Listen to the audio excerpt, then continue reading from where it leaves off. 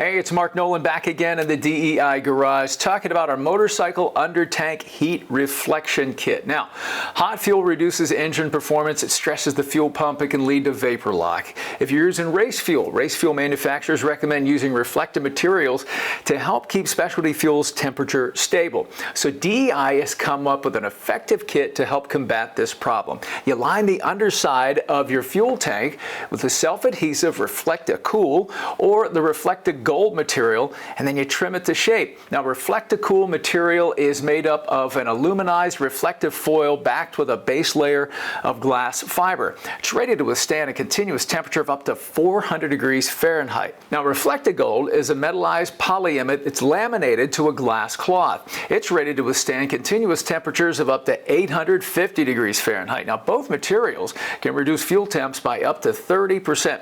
So installation is easy. The material can be cut with scissors. It lays down well to cover those irregular shapes. It can be used with all tanks, including metal, plastic, and even fiberglass as well. And for those running in extreme conditions or running air-cooled engines, we do recommend Reflect-A-Gold material. The heat rating doubles while the thickness and weight of the material remains the same.